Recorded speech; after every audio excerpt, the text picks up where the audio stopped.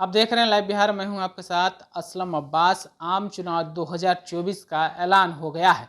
बिहार में एनडीए के बीच सीटों का बंटवारा भी हो गया है और उसी सीट बंटवारे के बीच में अब प्रत्याशियों के पत्ते भी खोले जा रहे हैं। हालांकि एनडीए की तरफ से अभी तक आधिकारिक ऐलान नहीं हुआ है, लेकिन जो खबर अंदर से निकल कर आ रही है, जो खबरें तैर रही है, उसके मुताबिक जदयू ने अपने सभी प्रत्याशियों के नाम फाइनल कर लिए हैं, जिनमें से अधिकतर सीटों पर 2019 के जीते हुए प्रत्याशी ही चुनावी मैदान में इस बार फिर दो दो हाथ करते हुए नजर आएंगे। लेकिन कई लोकसभा सीटें हैं जहां से प्रत्याशी इस बार बदलने का फैसला पार्टी ने किया है।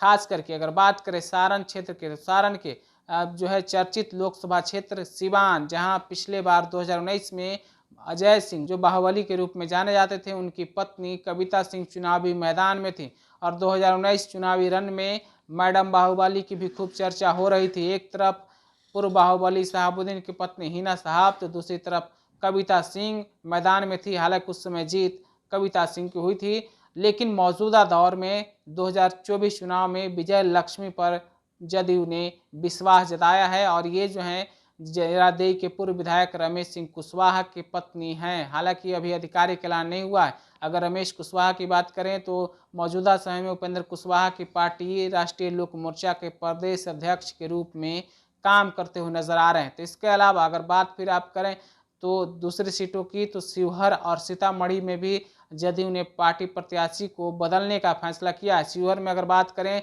तो बाहुबली आनंद मोहन की पत्नी लवली आनंद चुनावी मैदान में आ सकती हैं। हालांकि उनके नाम का भी अभी तक ऐलान नहीं हुआ है, लेकिन चर्चाएं यही है कि वो चुनावी मैदान में लड़ेंगी। जिस तरीके से उन्होंने पार्टी की सदस्यता ली है, खास करके आनंद मोहन को जिस तरीके से नीतीश कुमार ने जेल से बाहर लाने का काम किया था। इसके अलावा सीतामढ़ी की अगर बात करें तो सीतामढ़ी में पार्टी ने दिवेश चंद्र ठाकुर पर विश्वास जताया है।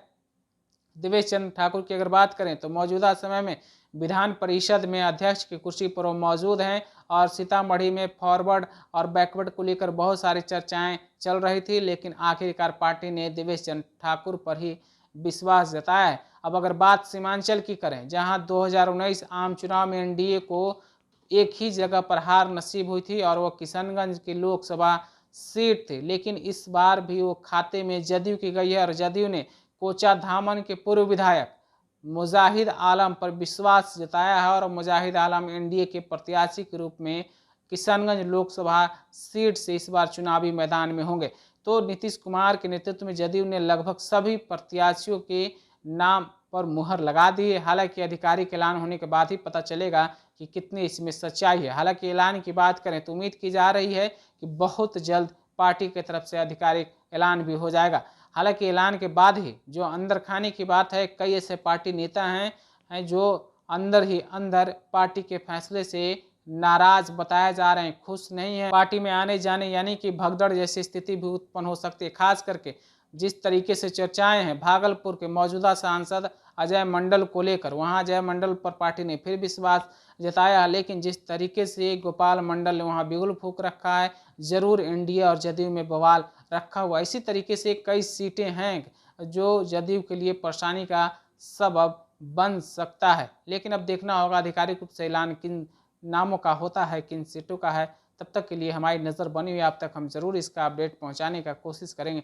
लेकिन फिलहाल जो खबरें तैर रही है, जो खबरों पर चर्चा है, जो नामों पर विश्वास पार्टी ने जताने की कोशिश की है या कहें कि उनके नामों का फाइनल कर लिया गया है, ऐलान बाकी है, तमाम अपडेट को मैंने आप तक पहुंचाया है। आप अपनी राय क्या रखते हैं इन नामों के बारे में, इन प्रत्याशियों के बारे में, 2024 चुनाव के बारे में, हमें कमेंट के रूप में ज़रूर बताइए। तब तक के लिए आपका शुक्रिया। लाइव बिहार यूट्यूब पर सब्सक्राइब और फेसबुक पर लाइक जरूर करें।